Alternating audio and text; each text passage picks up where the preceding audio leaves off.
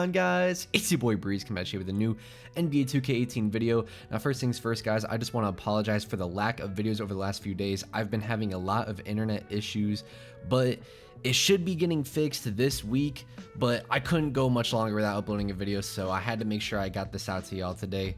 But today, guys, as you guys can see by the title, we're going to be going over how to shoot in NBA 2K18. We're going to be pretty much talking about everything that you need to know when it comes to shooting in this game, primarily off the dribble. Now, catch and shoot, guys, I mean, I'm sure you've already noticed catch and shoot in this game is knockdown. I mean, you can knock down shots consistently, contested or not, off the catch and shoot. So today we're mainly going to be talking about shots when you're handling the ball and shooting off dribble. Now, first things first, we're just starting off in the shoot around so I can show you guys how you want to be pulling up for shots off the dribble. As you guys can see, what I'm doing is I'm stepping into my shot. So instead of pulling up, running directly left or right, what I'm doing is I'm letting go of R2 and I'm taking a step or two into the shot. As you can see right there, what happens on that shot I just greened, I got a load up or a slow pull, and that's because I didn't step into my shot. As you guys can see, I'm coming to a complete stop and I'm quickly pulling up by just letting go of turbo and then moving my left stick a couple steps forward, and then I'm pulling up. And what that does is it squares me up to the rim and it sets me up to get a quick pull that I can green consistently.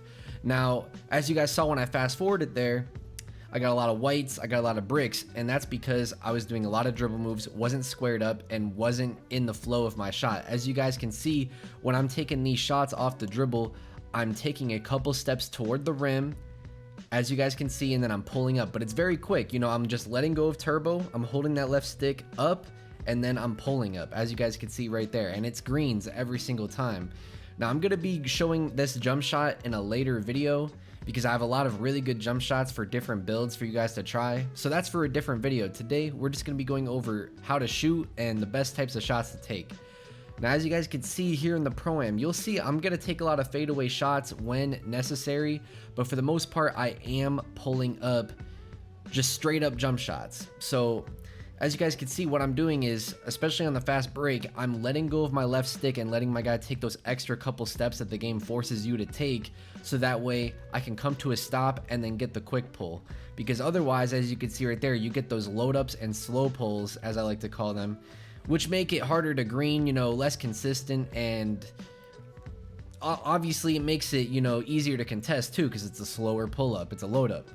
So really what I'm looking for here is, as you already know, I'm a pure sharp, so I can pull up from a lot deeper, but really I'm just looking for whatever the defense gives me, you know what I mean? And then I'm just pulling up, whether it's a fadeaway, a drifter, or a straight up jump shot. And as you can see right there, I shoot 10 of 18 for 3 that game. Not that amazing off the dribble, I've shot better, but when you're a player like me, you know, and you're taking a lot of these fadeaway shots like that, you're gonna miss more shots than if you were to just take, you know, regular stand-up shots. Because I like to take a lot of fadeaways, I like to take a lot of chances, because I like to run with at least 2 big men on my team that I know are going to be down in the paint grabbing offensive rebounds if I miss. So I'm not afraid to take these fadeaway shots. However, you do get significantly less greens on fadeaways, guys. So even though you see in a lot of these clips I'm getting greens on fades, don't be mistaken.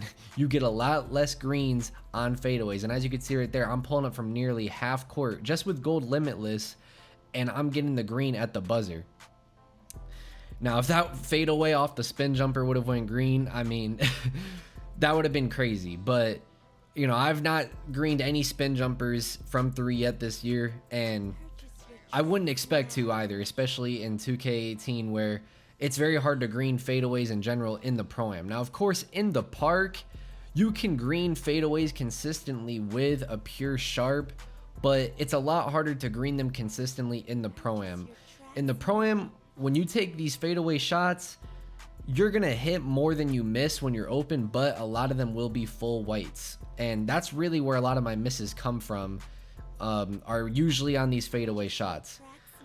But just like I showed you at the beginning, as you guys can see, I'm making sure I come to a complete stop and then I pull up for a shot most of the time. And what that allows me to do is allows me to get more makes and allows me to get more greens.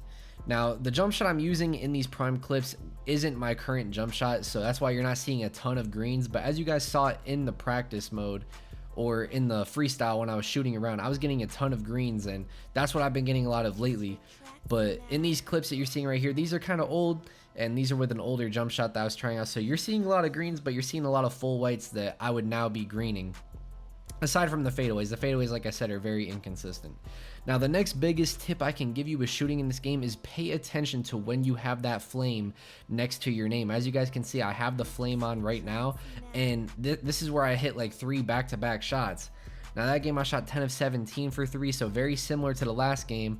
That's because, like I said, you know, I'm taking a lot of these fadeaway shots, a lot of limitless shots. I'm taking a lot of 50-50 shots, just simply because I know that I got the big man down there to get the rebound, and I'm not really afraid to miss. You know what I mean? In this game, you got to be confident with your shot.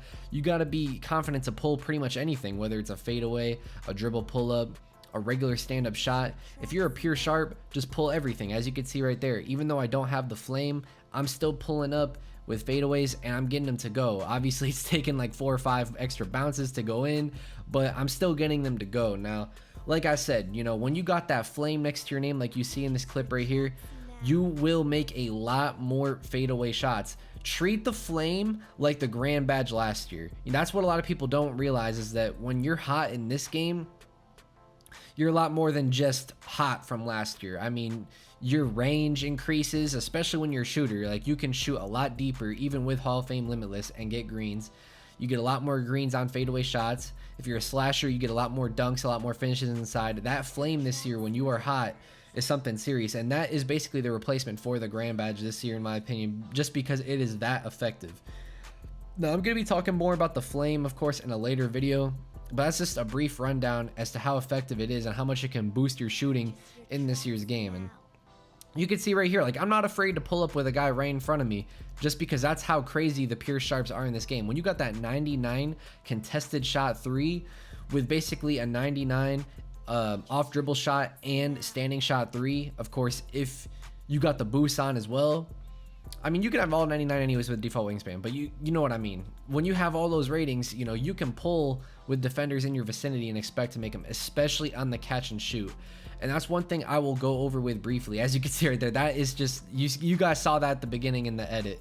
That jump shot right there, that was some Steph Curry, LaMelo Ball type stuff. Defenders in traffic, I'm pulling it back, crossing over, and then just fading away and getting the green. I mean, I was super hype when I got that shot. Everyone in the party was hype. I already knew that I was going to use that in a video very soon. So now we're going to get into some park gameplay. But as I was saying before, the catch and shoot in this game, as I wanted to go over briefly, you're not going to see me take many catch and shoot shots in this video, but catch and shoot shots are completely overpowered in this game. They're completely different from off dribble shots. You can have 2 defenders in your face and you're still gonna green it. You can be heavily contested. I've even seen Hollywood pull smothered shots where the game says that he is smothered and he greens them. Now, you guys could see in these park clips, I'm getting a ton of greens on these fadeaway off dribble shots, and that's because in the park, the slider set is a lot easier to get greens. It's a lot easier to make shots, and that's why you'll see centers with a 50 overall 3-ball knock down shots. So obviously a pure sharp isn't as important to have in the park, but it's almost like a safety net. You know, if you're a pure sharp, you are guaranteed to hit that shot, and you're gonna make a lot of BS shots. And you guys can see I'm getting a green almost every single time on these fadeaway shots in the park. So the park is gonna be a lot easier to get greens, whether you're contested or wide open, whether you're fading away or not. In the park, you're just gonna hit way more greens and fadeaways. So you can really just go nut with your sharp in the park, and you can just take over, man, because, you know, when you got me and Hollywood out there on the floor, 2 pure sharps that know what they're doing, it's very hard to stop us. I believe that's the first way I've gotten all game, or actually all park session. That was probably the first way I think I got in this session on a fadeaway. And that's just how you know, like, it is that easy to shoot in the park. That's why I'm not a big park player. I've played a lot more park this year already than I have in years past. I think I already got almost 100 games played in the park. I am enjoying park a lot more in this game, but there's just something about Pro-Am where, you know, I just feel like it takes a lot more skill. The skill gap is a lot higher. That's why I've always been more of a Pro-Am kind of guy, but I do enjoy park. As you can see right there, your boy shooting 4 of 6 for 3. But with that all being said, guys, this is boy Breeze. I'm signing out. Like I said, man, I'm trying to be on my grind. I've been having the internet issues over the past couple days, But I'm not gonna let that slow me down anymore, man. I'm trying to be on this grind for y'all. October, it's a new month. I'm ready to go in. I'm trying to upload at least 25 out of the 31 days of this month, if not more. So if y'all want to support the grind, if y'all support your boy, if you guys want to see more fire content, be sure to smash that like button for your boy. Hit that sub button if you're new. Turn on the notifications. With that all being said, guys, this has been your boy Breeze. I'm signing out. I'll talk to you guys in the next video. Peace.